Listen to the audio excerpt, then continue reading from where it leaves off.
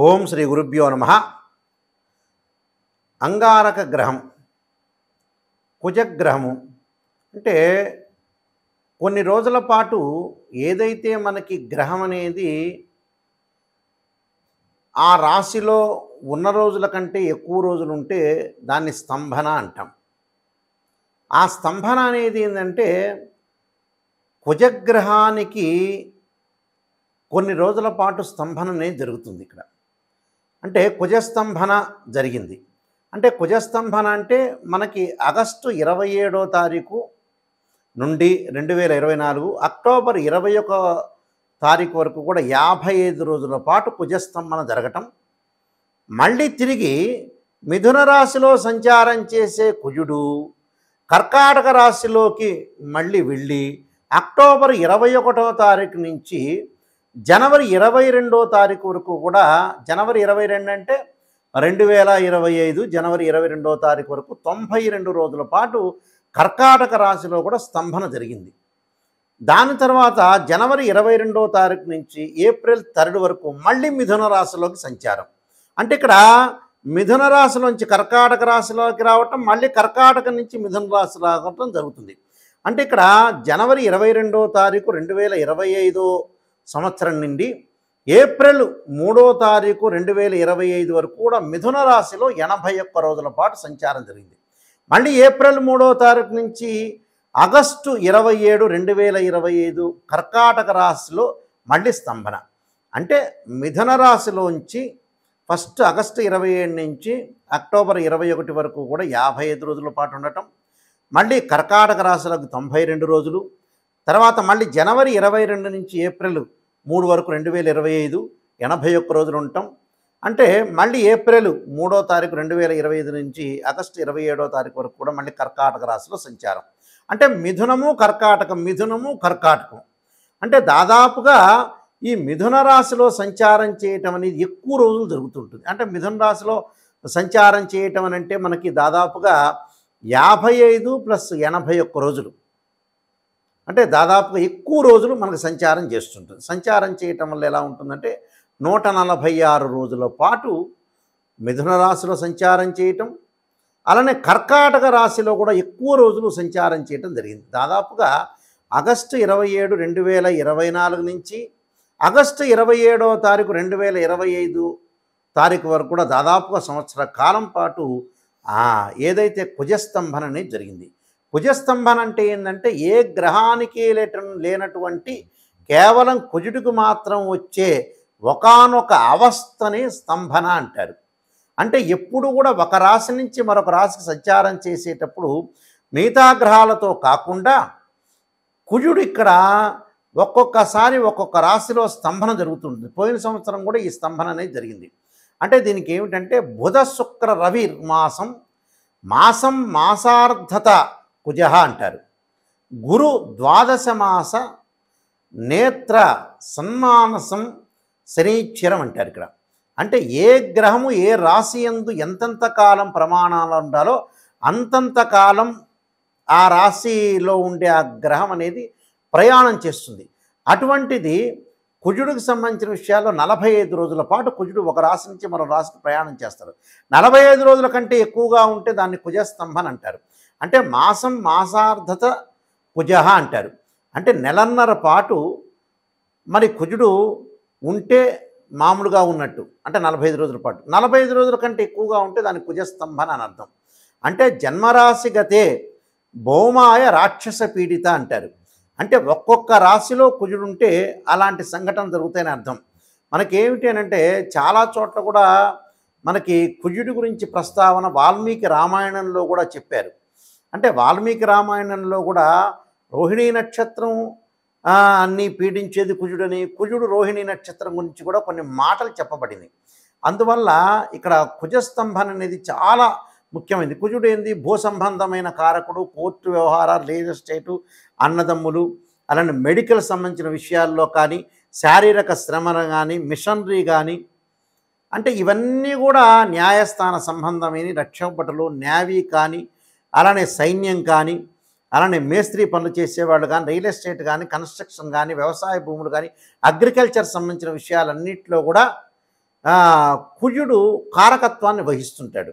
మరి కుజుడు యొక్క కారకత్వాన్ని వహించేటప్పుడు అత్యంతంగా ఇక్కడ ఎక్కడ పీడించబడతారు అంటే ఇక్కడ ముఖ్యంగా ఏమిటి అనంటే మనకి ఇంకా ముందుకు వెళితే అక్టోబర్ 19వ తారీఖు నుంచి మనకి 2025 జనవరి 21వ తారీఖు వరకు కూడా కుజుడు నీచ స్థానంలో ఉండి కర్కాటక రాశిలో స్తంభించి తన శత్రువైన శనితో దీర్ఘకాలంగా షష్ఠాష్టక స్థితిలో ఏర్పడుతుంటాడు. అంటే షష్ఠాష్టక స్థితి కూడా ఉంటుంది. అంటే కర్కాటక రాశిలో ఉన్న కుజుడిని శని చూస్తుంటాడు. పరస్పర వీక్షణ కలుగుతుంది. ఆ వీక్షణ కలిగిన తర్వాత రకరకాల ఉపద్రవాలు వచ్చే అవకాశాలు కూడా ఉంటాయి. కాబట్టి మరి ఇక్కడ ఏదైతే మనకి కుజుడు యొక్క స్తంభాన్ని బట్టి మనం చూసుకోవాలి. ఎందుకంటే కుజుడు సత్వ భూ ప్రకార రోగ వ్రణ సాహస శస్త్ర అగ్ని సందర్శనోత్పాటన భాతృ కుజ అంటారు. అంటే భూమికి సంబంధించినవి, అన్నదమ్ములకు సంబంధించిన, అగ్నికి సంబంధించినవి, వాహన శస్త్రాలకు సంబంధించినవన్నీ కూడా మనకి కుజుడు తెలుపుతూ ఉంటాడు. అంటే కొంతమందికి అత్యంతంగా లాభపడే రాశులు ఉంటాయి, అత్యంతంగా దారుణంగా పీడించబడే కొన్ని రాశులు ఉన్నాయి, మధ్యంతర రాశులు కూడా ఉన్నాయి. కాబట్టి ఏ రాశుల వాళ్ళకి బాగుందో లేదో మనం చూసుకుందాం. ముఖ్యంగా మిథున కర్కాటక రాశుల వాళ్ళకి కొంత చెడు కాలం అని చెప్పుకోవచ్చు. ఆ తర్వాత మీనము, మేషము, వృశ్చికము, ధనస్సు అంటే ఈ 6 రాశుల వాళ్ళకి కూడా కొన్ని ఇబ్బందికరమైన పరిస్థితులు ఏర్పడే అవకాశాలు ఉంటాయి. కాబట్టి ఇక్కడ మిథునము, కర్కాటకము, మీనము, మేషం, వృశ్చికం, ధనస్సు వాళ్ళు కొద్ది జాగ్రత్తగా ఉండాలి. మిగతా రాశుల వాళ్ళకి కొన్ని మంచి యోగాలు ఉండే అవకాశం అనేది ఉంటాయి. తులారాశి వాళ్ళకి కుజస్తంభన వల్ల ఏ విధంగా ఉండబోతుంది అని చూస్తే నవమ దశమాల్లో మనకి మిథున కర్కాటక రాశులు తులారాశి వాళ్ళకి నవమ దశమాలత అంటే భాగ్యస్థానము దశమస్థానం అవుతుంది. కాబట్టి ఎలా ఉండబోతుంది? 9వ స్థానంలో కుజుడి యొక్క ప్రభావం అనేది కొన్ని రోజుల పాటు ఉంటుంది. దశమ స్థానంలో కూడా కొన్ని రోజుల పాటు ఉంటుంది. అంటే కుజస్తంభం జరిగింది కాబట్టి మిథునము కర్కాటకంలోకి కొన్ని రోజుల పాటు మిథునంలో సంచారం చేయటం, కర్కాటకంలో సంచారం చేయటం జరుగుతుంది.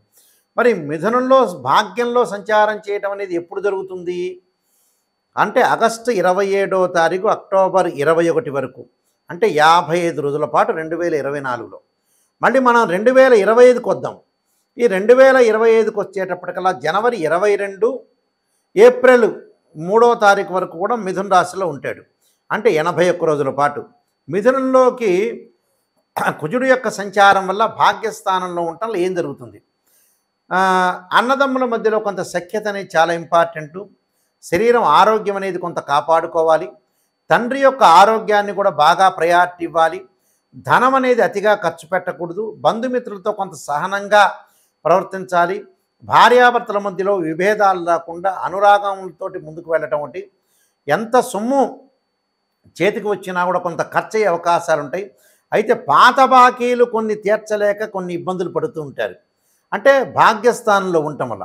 మరి దశమ స్థానంలో ఉంటే ఏం జరుగుతుంది గురువుగారు అంటే ఎప్పుడు ఉంటుంది దశమ స్థానంలో అనంటే దశమాన్ని మనం లెక్క వేసుకునేటట్టయితే అక్టోబర్ 21 నుంచి జనవరి 22వ తారీఖు 2025 బాగా గుర్తుపెట్టుకోండి.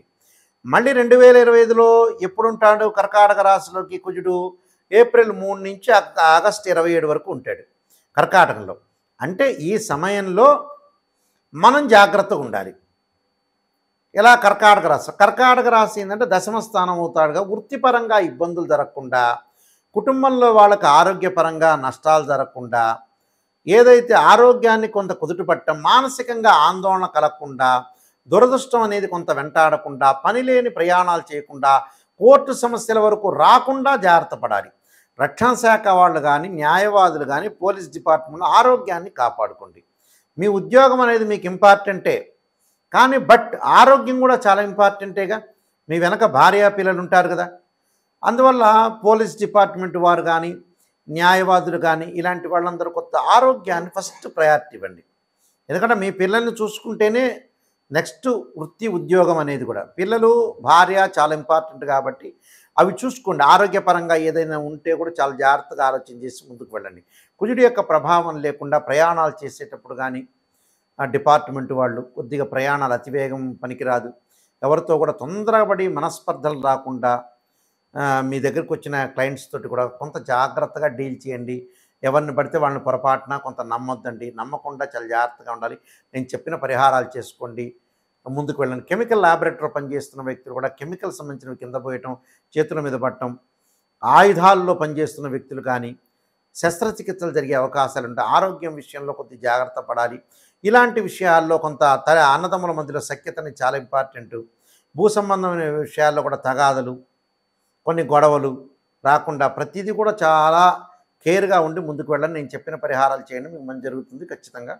అంగారకుడు యొక్క ప్రభావం అనేది మనకు ఉండకుండా ఉండాలంటే తప్పకుండా అంగారకాయుధే శక్తి హస్తాయ ధీమే తన్నో భౌమ ప్రచోదయాత్ అనే మంత్రాన్ని, తత్పురుషాయ విద్యే మహాసేనాయ ధీమే తన్నో షణ్ముఖ ప్రచోదయాత్ అనే మంత్రాన్ని, అలానే కందులు, ఎర్రని వస్త్రము, ఎర్రని పూలు, ఎర్రని పదార్థాలు మంగళవారం రోజున ఉదయం పూట కుజహోరలో ఉంటుంది. కుజహోర అనేది ఉంటుంది. ఆ కుజహోరలో మనం ఇవన్నీ కూడా దానం చేయాలి.